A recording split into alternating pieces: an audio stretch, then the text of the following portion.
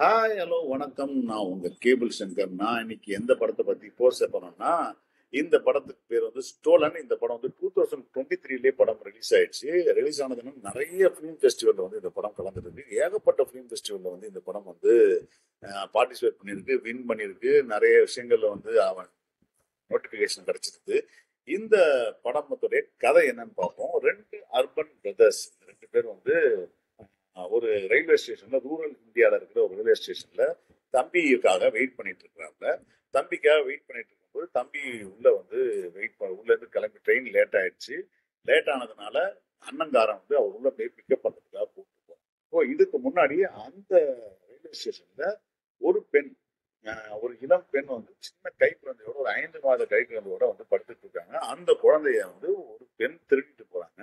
திருடிட்டு போகும்போது அந்த குழந்தையோட ஸ்கார்ஃப் வந்து இந்த உள்ள இருந்த தம்பி கையில வந்து இடிச்சிட்டு போகும்போது கையில மாட்டிக்குது.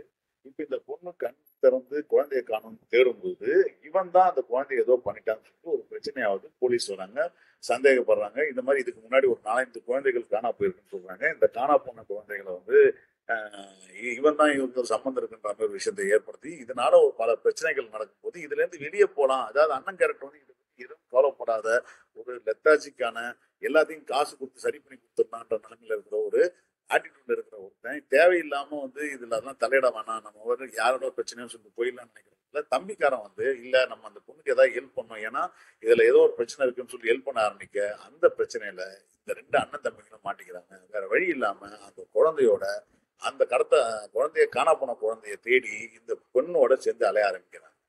இந்த அலைய ஆரம்பிக்கும் போதுதான் தெரிய வருது அந்த பொண்ணுக்கும் இதுல ஒரு குழந்தை திருட்டு பத்தி ஏதோ ஒரு விஷயத்துல கனெக்ஷன் இருக்குது.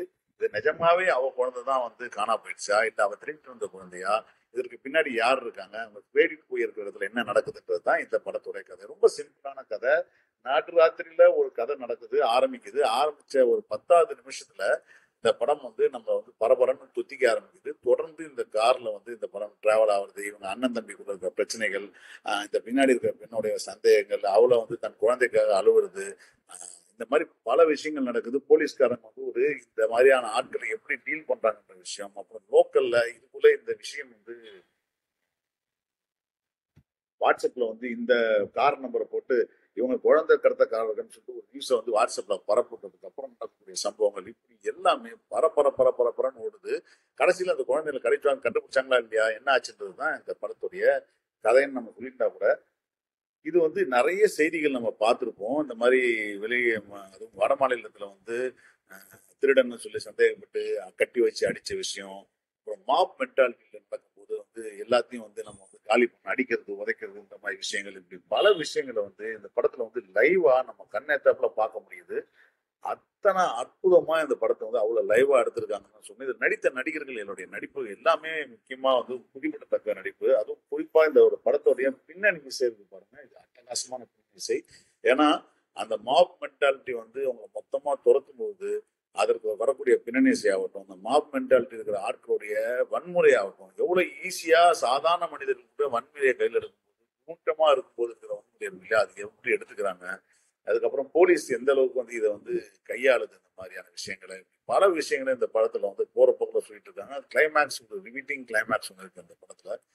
இந்த படம் பார்க்கும்பொழுது வேற ஏதாவது ஒரு படத்தை பார்க்கும்போது என்னடா இந்த மாதிரி எல்லாம் ஒரு விஷயம் நடக்குமா, இது ரொம்ப சாதாரண விஷயமா தான் தோணுதுன்னு சொல்ல நினைக்கும் போதே இந்த படம் போகக்கூடிய விஷயம் இருக்குல்ல, பரபரன்னு போறதாகட்டும், இதற்குள்ள சொல்லக்கூடிய பல விஷயங்கள், அதாவது மாப் மென்டாலிட்டி பத்தி, வாட்ஸ்அப்ல ஃபார்வர்ட் பண்ற விஷயங்களை பத்தி, இது இதற்கு பின்னாடி இந்த கதையில இருக்க முக்கியமான ஒரு மேட்டர் இருக்கு. அந்த மேட்டர் நம்ம சொன்னா ரிவீல் ஆனா அது ஸ்பாய்லர் ஆயிடும். ஸோ அந்த அந்த விஷயத்தை பத்தி பேசுறது, இப்படி பல விஷயங்களை வந்து அரசாங்க ஆஸ்பத்திரி, அரசாங்க ஆஸ்பத்திரிக்கு பின்னாடி இருக்கிற அரசியல், இப்படி பல விஷயங்களை போற போக்கு சொல்லிட்டே இருக்காங்க. படம் ஆரம்பிச்சு முடிக்கிற வரைக்கும் நடுவில் கொஞ்சம் லேக் இருக்குதான் செய்யுது. ஏன்னா அது வந்து டிராவல் இல்லையா, அந்த டிராவல்ல நிறைய கான்வர்சேஷன் இருக்குது, அந்த கான்வர்சேஷன் எல்லாம் இருக்குது. இதுல நடித்திருக்கிற நடிகர்களுடைய நடிப்பு வந்து அட்டகாசமான நடிப்புன்னு தான் சொல்லணும். ஒவ்வொருத்தருடைய நடிப்பு, அபிஷேக் பானர்ஜி தான் வந்து அந்த அண்ணன் கேரக்டர் லெத்தாஜிக்கான எதையும் பணம் கொடுத்து விலைக்கு வாங்கிக்கலாம்னு நினைக்கிற ஒரு கேரக்டர். அவர் தான் இந்த படத்துல ஒரு மிகப்பெரிய அட்டகாசமான பர்ஃபார்மன்ஸ் கொடுக்குறாங்க சொல்றேன். அதே போல மியா மெலசர் அப்படின்னு சொல்லிட்டு ஒருத்தர் நடிச்சிருக்காங்க. அவங்க தான் அந்த குழந்தைய துடைச்ச அம்மா. இவங்க எல்லாரும் சேர்ந்து இந்த படத்துக்கு நடிச்சிருக்க, தம்பியா நடிச்சிருக்க சுபம் பரதன் வந்து ரொம்ப அட்டகாசமா நடிச்சிருக்காரு. ஏன்னா அவரு தான் வந்து இந்த குழந்தை மேல, அந்த அம்மா மேல பரிதாபப்படுற விஷயம் தான் நடக்குது.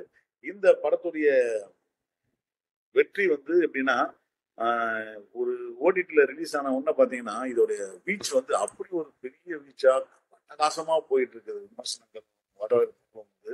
ஸோ நல்ல படத்தை எப்படி இருந்தாலும் பார்க்கறதுக்கு மக்கள் தயாரா இருக்காங்க. ஆனா இந்த படம் ஒருவேளை தியேட்டர்ல ரிலீஸ் ஆயிருந்தா நிச்சயமா அந்த படம் இந்த அளவுக்கு ஓடிருக்குமான்னு தெரியாது. பட் ஓடிடில வந்ததுனால இந்த படத்துடைய மார்க்கெட் இந்த ரீச் வந்து மிகப்பெரிய ரீச், அதுவும் அமேசான்ல வந்திருக்குது. இதை பார்த்துட்டு உங்க கருத்து சொல்லுங்க. நிச்சயமா மிஸ் பண்ணக்கூடியாத இந்த வருஷத்துல வந்து பெஸ்ட் படம் அப்படின்னு சொல்லுவேன். பார்த்துட்டு உங்க கருத்தை சொல்லுங்க. நன்றி, வணக்கம்.